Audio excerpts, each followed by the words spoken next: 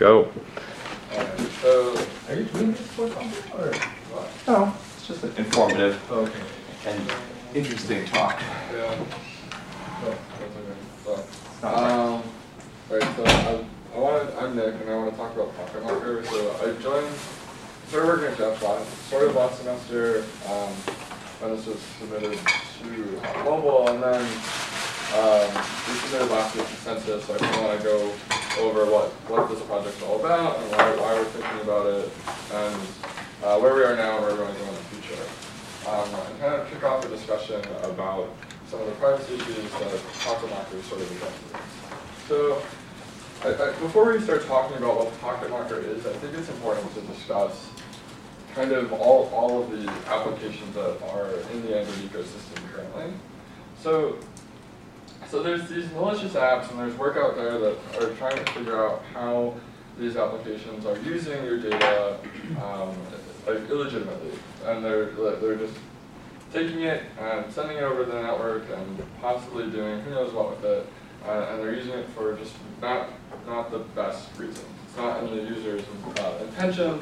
So the work that I thought of was TaintDroid, where we can kind of taint an object and follow it through the Android platform and kind of observe its life cycle. And then there's also BlueSeal, which does static analysis on the code itself and figures out the flow for objects and where they're headed. And I think that's really interesting too. And I think that they're really good for covering the malicious activity of applications. But then there's also all of these non-malicious apps that we know are actually doing somewhat legitimate use of your data. And for this, I think of Mockdroid, where users have the opportunity to selectively enable or reject permissions. So a user could say, no, I don't want to give you access to my location. And Mockdroid will just return that your GPS is off if you reject it, for example. And then there's AdDroid, which I think is actually pretty cool, where it separates the advertising library requirements and the application requirements at the permission level, so that way the permissions are more fine-grained and users can actually see what the app is using versus what the advertisers are using. And within these, all of these applications, there's legitimate use of your data, and we're trying to find, and there's not much going on here as to injecting things into here and kind of seeing how apps are using your legitimate data. So even within legitimate data usage, there's also illegitimate data usage, right? So if you take maps, for example, if it was maybe so as you're navigating, right, it's very useful that it's recording or that it's watching your location and your accelerometer data and your gyroscope data and trying to figure out where you are. And then when you're done navigating, it can still track all of that information, and what Google's doing with that is we don't really know. So we feel that that's more of this passive collection of your device's data is somewhat illegitimate. So in the fall, we asked a bunch of students here, what do you think your phone knows about you? Because we wanted to kind of motivate this and figure out what are people actually concerned with this idea of legitimate applications using their data legitimately, but they're still kind of nervous about how that data is being used. So we found out that actually people are have a fairly good intuition of what's going on and what's actually plausible, at least currently. So 81% of people think that you can access, that a phone knows exactly where you live. What is the demographic of the people you serve? Are they computer scientists? Are they graduate students? So that was before I started working. I don't remember the details from the paper. We sent this out to CSGR and CSUG. So there may be a background of paranoia that's, or at least understanding. Actually, you know what? We sent this out to phone lab participants too. No, we didn't track anything about who responded. When you say what does your phone know, do you mean the apps running on the phone, or the Google that's providing the platform, or Apple? Right. So as far as I remember from the paper, it's just what what your phone knows about you, and what these applications can, what these applications can deduce about you through any form of data collection, even if it's transferring it over the network. So the question asked people, if you installed an app and you gave it permissions it requested, could it know these things? Right? We didn't ask people about specific apps, like a navigation app, or we just asked about sort of categories. Right? But they were instructed to assume that the app received the permissions it requested. Right. So, thanks, John. And then some of these were actually kind of far out there, like could your phone know that you make what you make over the course of a year within $1? And surprisingly, 24% of people think that your phone knows your income within $100. I didn't even know that. My own income. Kind of weird. So yeah, we kind of wanted to see what people thought about all of this, and actually some people are kind of uncomfortable with this idea of what your phone can know about you. Because very few, only a fourth of the users are comfortable with the phone knowing everything. Whether that be the address where you live, your friends, what type of activity you're doing on a day-to-day basis, what you make, or your weight. And over half of the people that we surveyed were uncomfortable with 2 or more of these attributes and having your phone know 2 or more of these things. So we kind of figured out that the reason that this is because like your phone, it's always on. There's all of these apps can kind of passively collect as much data as they want about you and send it over the network and kind of run any kind of analysis, even locally if they wanted to. And I think a lot of users are aware of this. And your phone isn't just always on, it's actually always on you, right? So you're always like walking around, so your phone goes where you go. Your phone does essentially what you do if you're walking or you're running or you're driving or you're biking. So essentially what it boils down to is your phone is you. And that's what advertisers and applications are trying to figure out. They're trying to figure out who you are. But why can't I be somebody else? Why do I have to be me going... David Hasselhoff? Of course. Yeah, why can't I be David Hasselhoff on the beaches of LA Everybody uses David Hasselhoff. and be this like better looking dude and work on the beaches of LA instead of a lab in Buffalo, New York?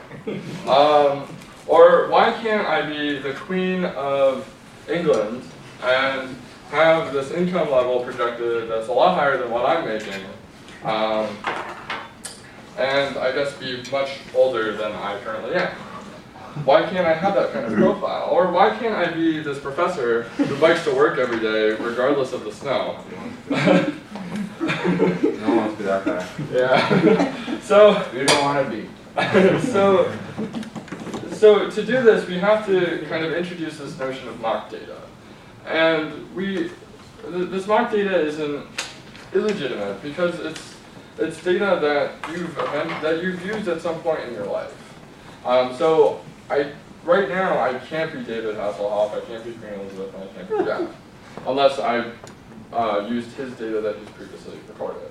So mock data is in the same realm as legitimate data because the applications view it as such.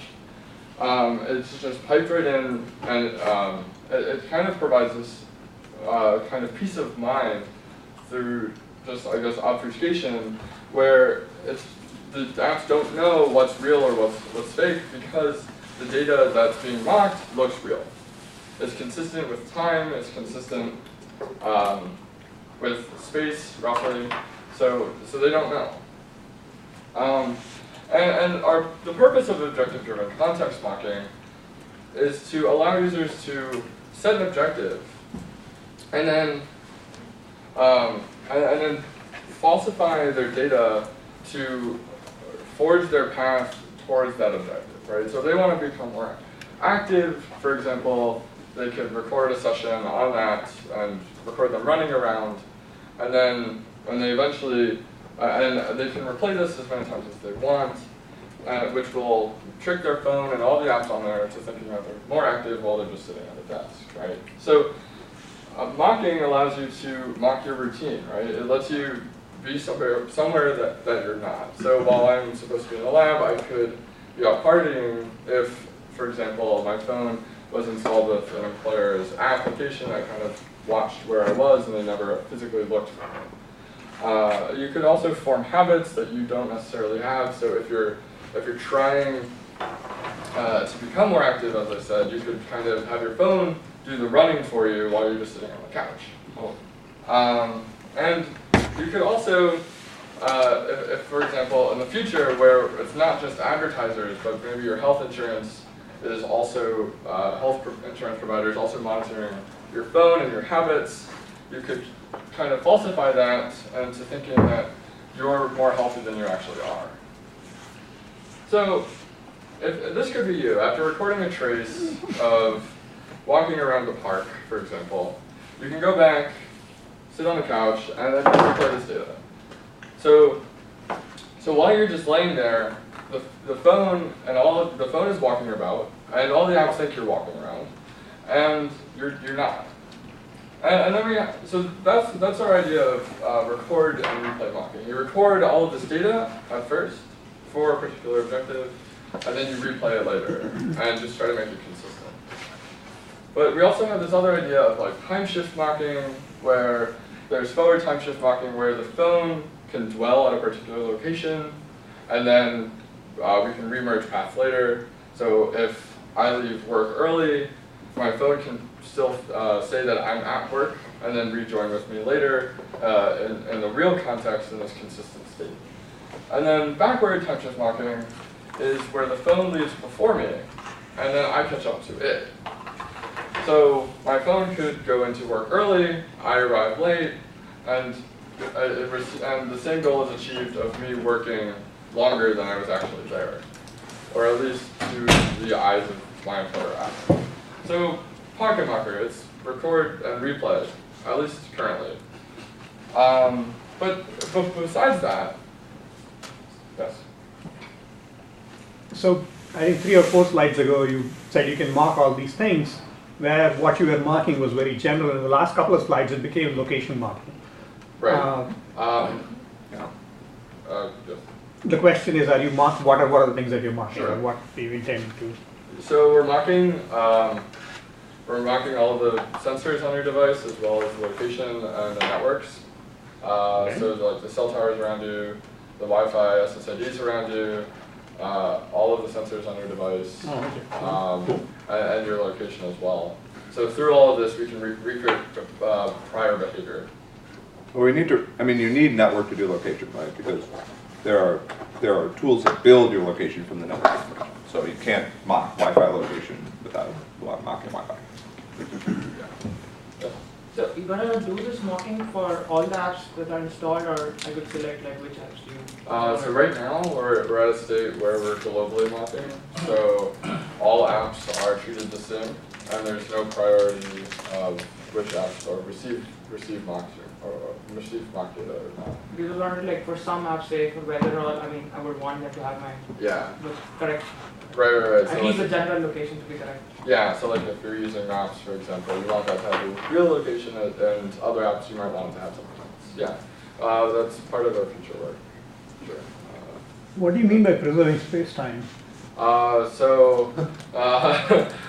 Pretty much, we want to not make it look like we're jumping from, let's say, like California to New York, and just at least have it look real enough.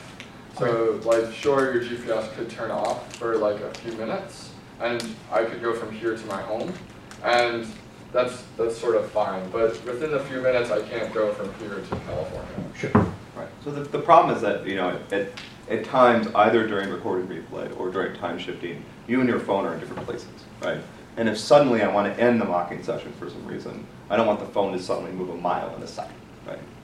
That's like, we're not securing the mocking context against a lot of different types of attacks, but we think that that's kind of obvious, right? When you say time shift, so do you actually fiddle with the clock? Yeah, so when we're sending So when we're sending the data back through the platform, we update the timestamps and all relative data before we recreate the objects and all the callbacks on every listener that's registered with a particular manager. So we want to preserve space-time, and to answer your question, we want it to seem consistent and not as if this was just replayed.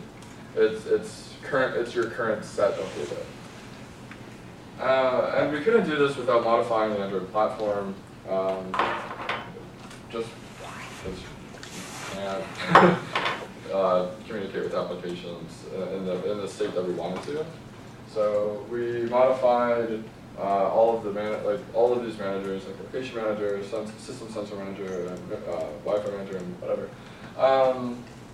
to communicate with this mocker service that we have running in the app layer. And it creates this like pub sub channel between them, and the mocker service can publish this mock data and recreate it in the platform as the real objects that user apps expect. Right. So it looks like this. We primarily have we have two sets. We have the PocketMocker app, which runs in the app layer, and all the data that's recorded is in an app layer database. So the recording itself could actually be accomplished without platform modifications, but it's kind of silly to just record all your data, I guess, unless you wanted to do some quantified self thing, I suppose. And then the Android system, where you kind of take what's in our database and recreate those real objects and pass them back up through to the app layer. And we decided to go with the platform because we're targeting just unknowing apps. We're not targeting apps that could work together and break this context. Mainly just because it would have taken a lot longer, so we just wanted to kind of push out a prototype really quickly and show that it worked. But we do have ideas of working in the kernel at some point, because we can have more security and preserve that security in mocking context, because the file system actually leaks information that normal applications can figure out, and then they can compare the data and figure out that they're being mocked. And that's not good. But all of this happens at the cost of slow development time, so we end up just going with the platform. So it does actually work. I have a few demo videos. They're not, I won't play it all 2 minutes or whatever. So right now I'm in the lab and I actually don't have GPS. And then when I replay it, my phone starts moving around and, so it thinks that I'm walking. Like I recorded this trace earlier in that day, but this was played at night, at I guess midnight, so the screen's dark, and I guess it stopped there for a bit. Let's just skip through the video, it's kind of long. So, if you know you have this platform modified to have this mocking capability, assuming the users don't change the platform in any way, there's no way at all for other users at the application level to detect this is a mocked data. There's no defense, in other words, against your mocking mechanism. I mean, we're not protecting. Like we're not with this prototype, we're not trying to secure the context at all. Right? No, so what I meant is that, is there any way for others to design the application layer that would have some possibility of knowing that these are mocked data, or because this is done on the platform, there's no way for anyone to be able to tell without changing messing up your mock, you know. Right. Apps can tell, at least currently, so they could figure out that PocketMocker is installed as one way. They could see that. Also detecting the installation of the. Yeah, so they could detect to see if this app is running. they could subscribe to the mocker service if they wanted to, and then see if they're getting any messages from that service, and then they know they're definitely doing that. They could look in the file system and compare certain files with what they're being sent from the platform. So right now there's multiple ways to kind of figure out that you're doing that. I see. Yeah. Yeah, we're not mocking suspicious apps. We're mocking unsuspicious apps. Right. So if an app wanted to detect that this was happening, there's multiple ways. I Just see. how to address that problem. There's no way you can do it in such a way it's totally stealth. I think you could, but I think as Nick pointed out before, you need to do it in Linux.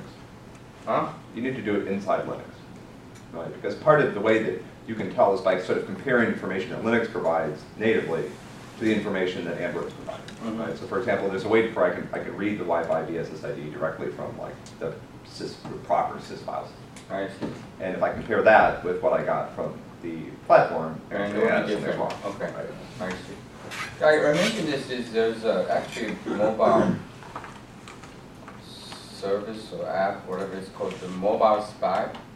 So I mean, on Android you can install it, no problem, as long as you super user stuff. I think they also told you to change the, I guess, platform.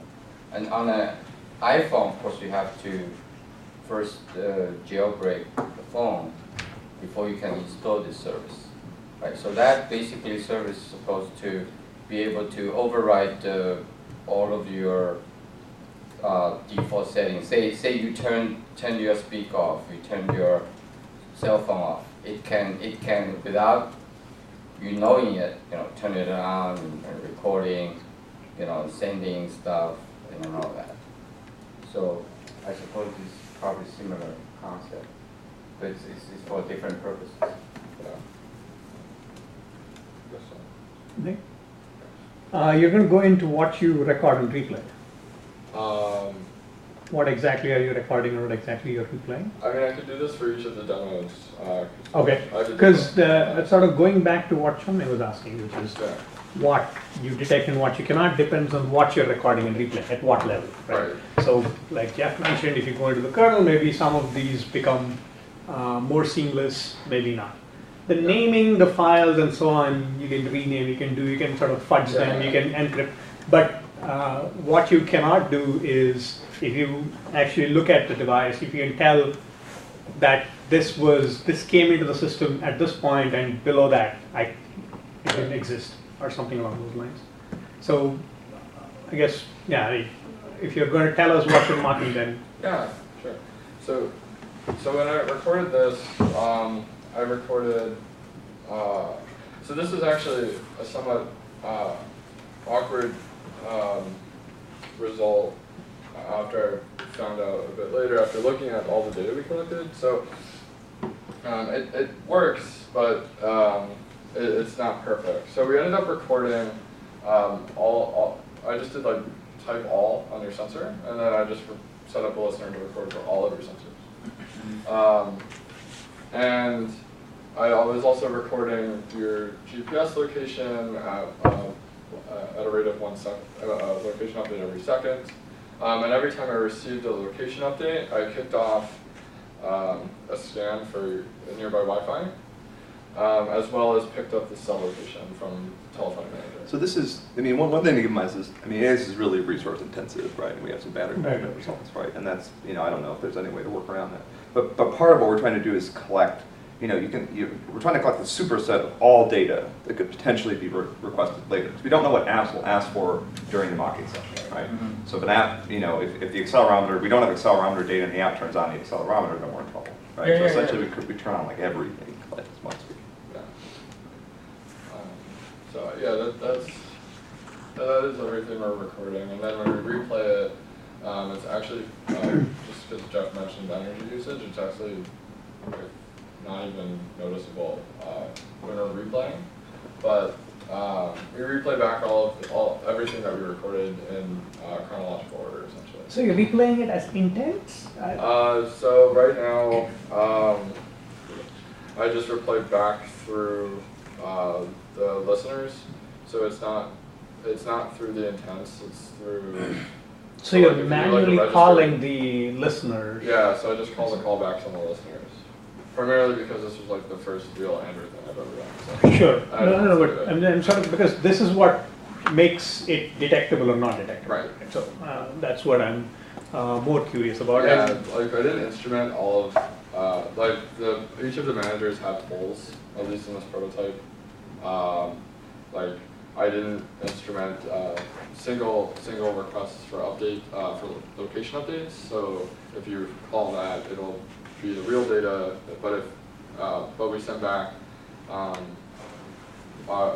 each of these locations for on location changed or whatever. And we do this for the sensors as well. It's not very pretty. It works. But what is preventing the actual sensors from sending these intents? So when we send a message from the Mocker service to the platform, it knows that it's replaying. And when it's replaying, we just don't allow the real updates to publish.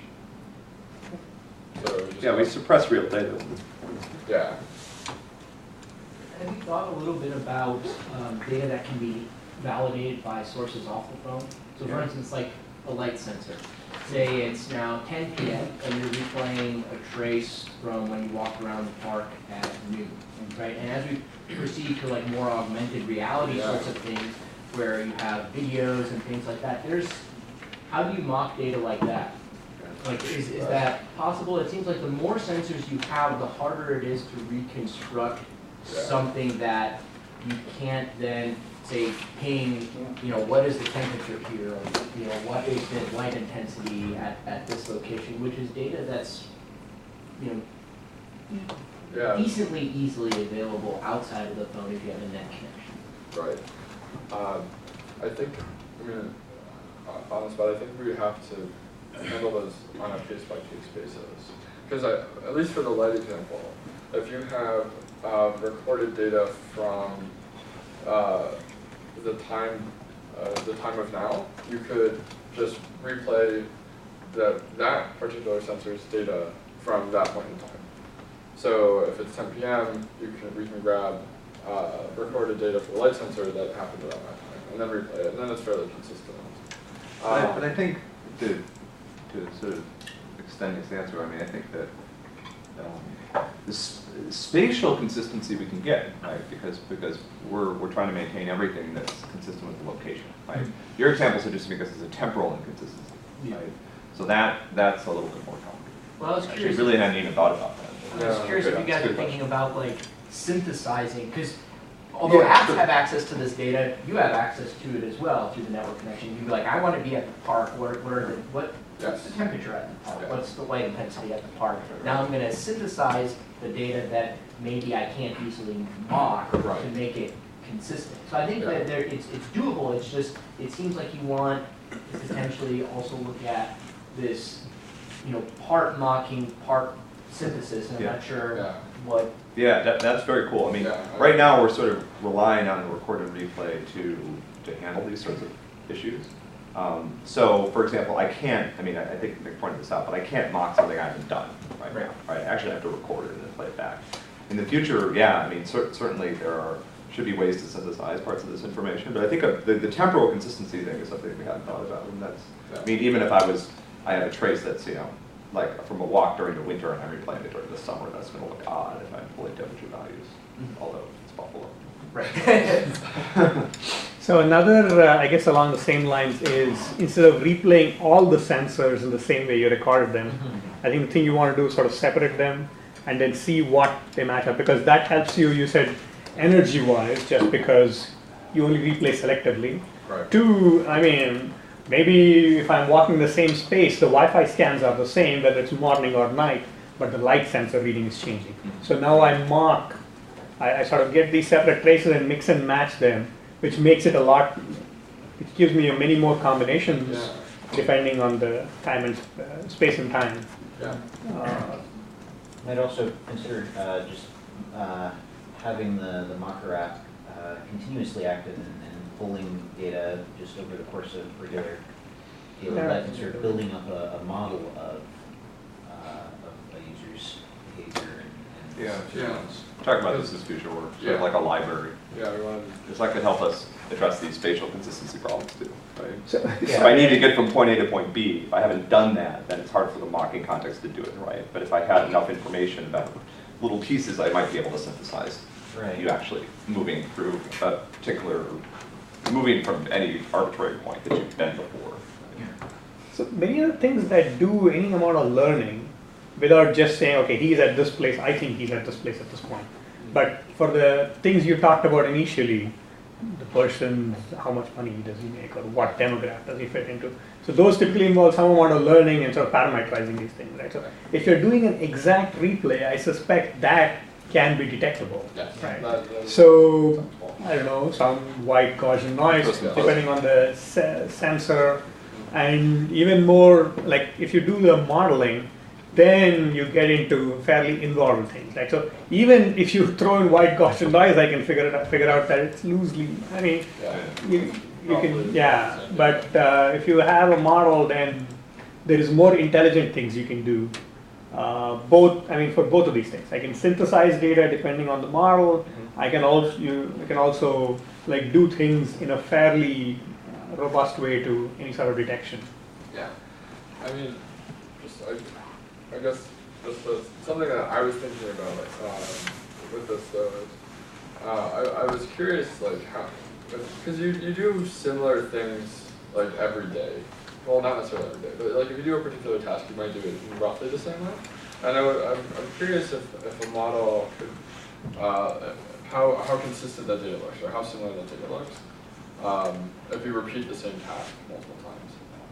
Because then Done it in a couple of places. It looks pretty similar. because if we're replaying with some noise, how different does that look from you just repeating the same task physically? I mean, so if it's a signal and time, Sure. the problem you will encounter is if I put them two together, I can match perfectly, right? Because you're just replaying exactly the same way. Yeah. Whereas if you're doing any learning, then I suspect the metrics you pull out of that signal look very consistent even across multiple runs, which don't fit perfectly. That would be my guess. Again, we are talking abstractly. I don't know. Oh, yeah. We'll have to figure out which signal, what. Right. Yeah. So my parking algorithm is different. When I come at 8 a.m., I know there's a spot always at 9 a.m. at 10 a.m. Right. So I always go. I know which lot to go to because this is an algorithm that runs in my head. So I think there's a very tight correlation between when I arrive and what my algorithm is. Yeah. Or, I don't know. Something else. So the other, another thing, right? Stream of songs I listen to on Pandora. I don't know. Yeah. I mean, I think as just humans, we kind of have repetitious behavior, but I mean, I guess it's something to explore, definitely.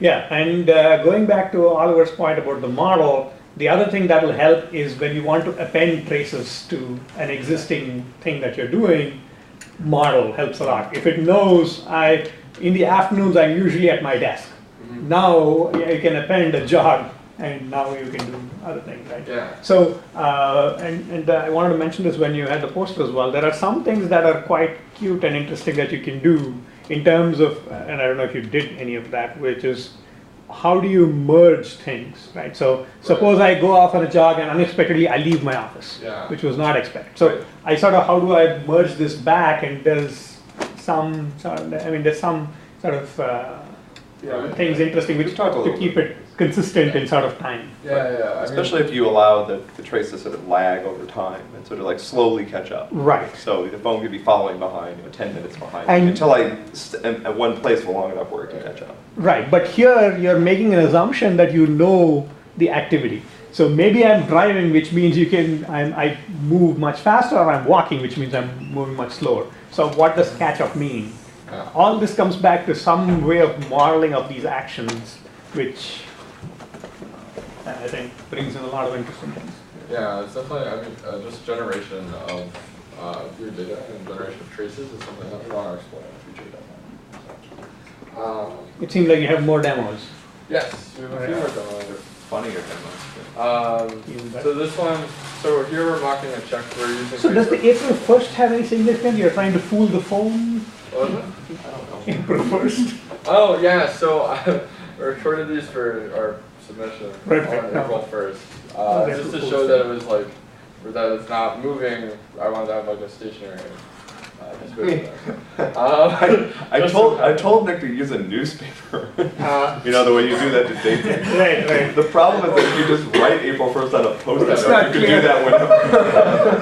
Whatever. Okay. Meta mocking. Whatever. They'll just believe us on April It's just 1st. funny. I don't know. Yeah, well, it's fine.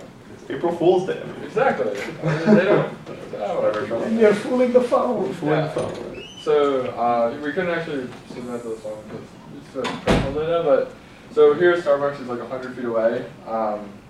When we started mocking, even though it's like 600 feet away from the lab. And then over time, it just gets closer. And I mean, so now it's like 90 feet, and it could go on and get the idea. But, so actually this was, what was it? I like this one. Yeah, so this is a really interesting example.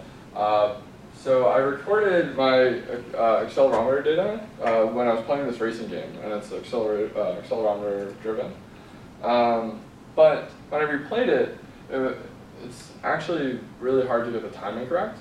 So this gap of time. So I did the swerving at first in the beginning just to show like, yeah, it's working. Because if I was just sitting there, we're driving. But as time moves on, our actions are delayed a lot. So so now we actually have no idea where we are on the track because I don't actually suck this much. And it does actually get worse. It is funny though, I mean, because that's how I would look if I was playing this game for real. And then I was. No, but why are you getting delayed?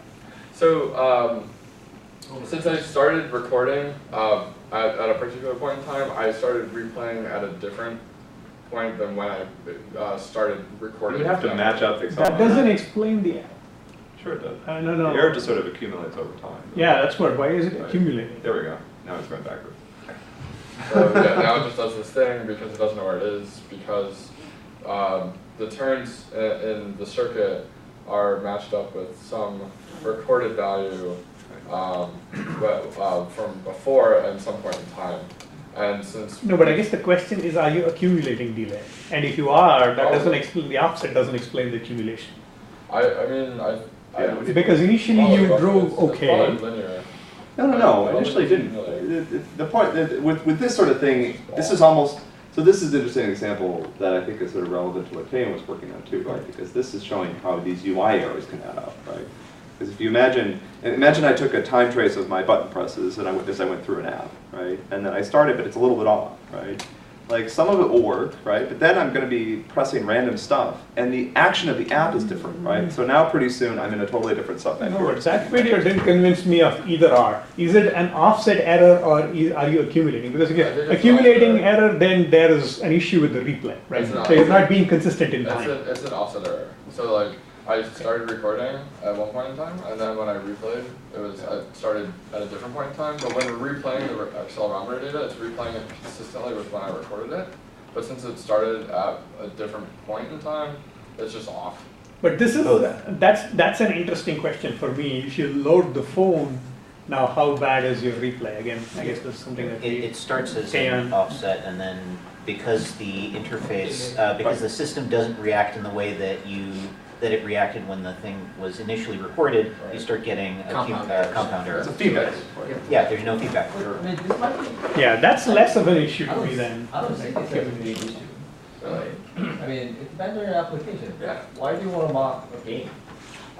We did this just to show the accelerometer work. Why not? If it's NASCAR and you're doing 300 laps, I want to do one lap well and do 300 times and then hit records. So something that I was thinking about is We said this could get you to the early levels of games that you're tired of playing or whatever. And another thing that I was thinking about that I don't know if I mentioned was, like, for example, when you play on a football team, I don't know, I'm not an athlete, but the coach will like replay prior game data or prior game video. So you could maybe record you're playing through a particular level, and then you could analyze your approach and find where you went wrong, at least with predictable gameplay, right?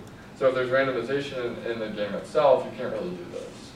So like if the game is generating like random objects, and you have to like navigate through them. There's more there though. You can't do that.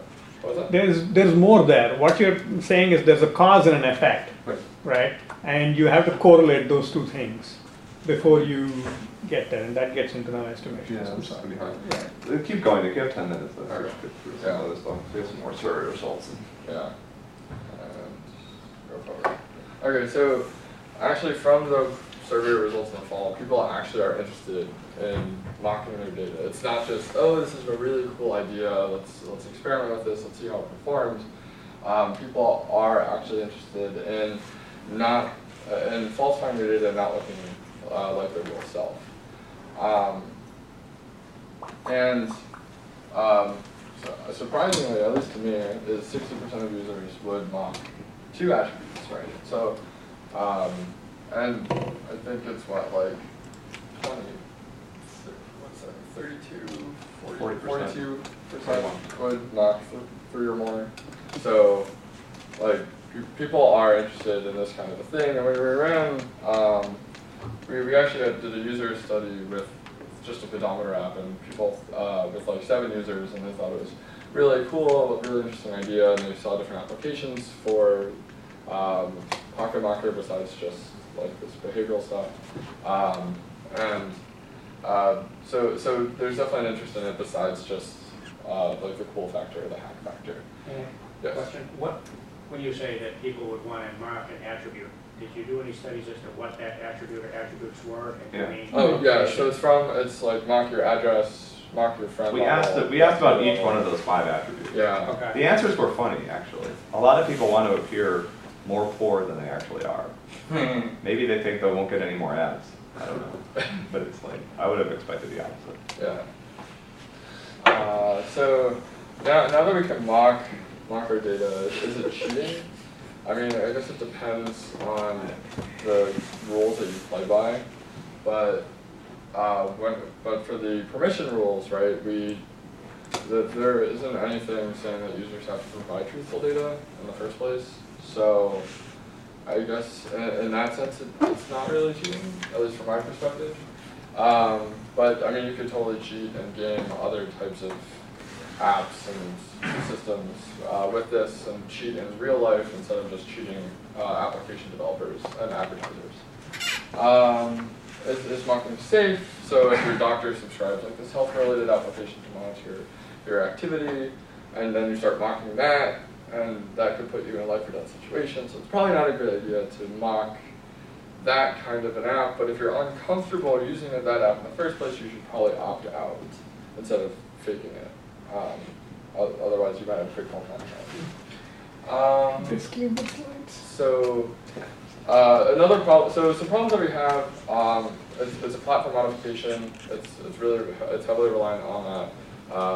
And there's all these different devices, all running different versions of the platform. So we have to instrument each of those to actually deploy this at a larger scale.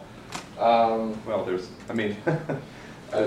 the real problem is there's no way in hell that Google is going to add this feature. Oh, that too, yeah. Yeah, it will never be adopted to mainstream Android. You have no illusions. It kind of destroys the Android ecosystem model. So future work, we want to, whoops, I don't know where that came from. So we want to kind of have these white hat data analytics to kind of determine what apps could know about you. So could Facebook tell that you're fat based off of the data that they're collecting? And through that, besides all this stuff, could we show how these permissions are being used and or how your data is being used and present permissions in a different way than just an API given? And to answer a prior question, we want to address per app mocking. We also want to better secure the mocking context, and that's kind of where we're going in the future.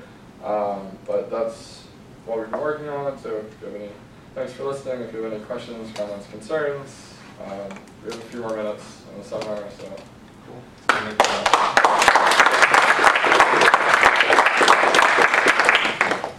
Questions? So you said per app mocking. So I don't know if I missed it. Did you ever try that like location? You are mocking a location and then you try to use something like a GPS for getting a direction. Is that? No, I mean I haven't tried like navigating while mocking. It was something I was thinking about last semester, but I never did it. Question? Yeah. So for example, if you have multiple traces that you could possibly replay, so the user chooses which one to replay, or you sort of try to do something intelligent to figure out which is the best fit. Yeah. So right now it's a very manual process. So users have to create objectives and then select which one that they want to record and replay, record to and replay from. But in the future, we want to have, I guess I missed it when I work, but kind of generate that stuff automatically, and kind of, if a user says I want to be more fit, can we somehow come up with a trace that fits that model based off of what apps know through our white hat data analysis. Right. So that's part of what we want to do is provide a platform for people to implement some of these smart data analytics in a way that's designed to help protect user privacy, right? So a lot of this stuff right now gets done by these companies who knows how it works, who knows how effective it is. But if we run these locally on the phone, then you can actually, you can close the loop, right? Because you can tell people, first of all, how active do you look based on your smartphone data, right? And that starts the conversation about, do you want to change that? Then we can also assess the impact that whatever type of mocking we're doing is having on that particular objective, right? At least to the degree that it's being accurately measured by the data analytics that are running on the phone. So the car racing game you showed, the mismatch, I think what is also another point is most of the rendering in these games, particularly GPU intensive games, depends on the CPU load, I believe. Because I've seen many workarounds, like for example, Flappy Bird. So one of the workarounds to make a very high score is download some application which is very CPU intensive, so that Flappy Bird is very, very slow. And then you play slowly and then make points. Right. So I think that's... It's hard to monitor. Yeah, so we'd have to kind of, we'd have to figure out things dynamically, figure out the CPU load, and it just seems really complicated. So I missed that discussion on how you see this eventually play out, because as you said, if you rely on the platform thing, then even if there are demands and user wants to use this, I mean they couldn't. Right. But on the other hand, this type of service cannot be just provided at the app level. Yeah. Right. So exactly how you see this going to? I mean, so I think with like CyanogenMod, for example, like there's an underground Android community that is interested in this. Like eventually, people will have to take your. They would just have to take it for granted. We could integrate it into. We could potentially integrate it as a feature into a non-standard Android release. I see. I mean, I don't really know where it's going. At least right now, I mean, we're still building it. Yeah, maybe I can replay the end of the application itself. replay also the app. In the PocketMocker app. No, in the application itself. Take the app, you compile it, switch it around to. Yeah, that's what I was trying to say. Basically, you can do it from. So what we have for record, you can do for replay. Yeah. I think. Oh no, of course you can. Yeah, you're right. Yeah. I never thought of that. That's cool. That's a good point. So I think there's a lot of different levels that you could implement this. Yeah. Yeah, this is just the one that we That's my compiler hat. Yeah. That's my hammer. That I like it. I'm a fan. No, I never thought of that. That's really cool. Yeah, I'm a fan of that. But yeah, this is what we just ended up prototyping. I mean, Yeah. Cool. There's no other questions. Thanks again for listening. This is off the topic. Who knows about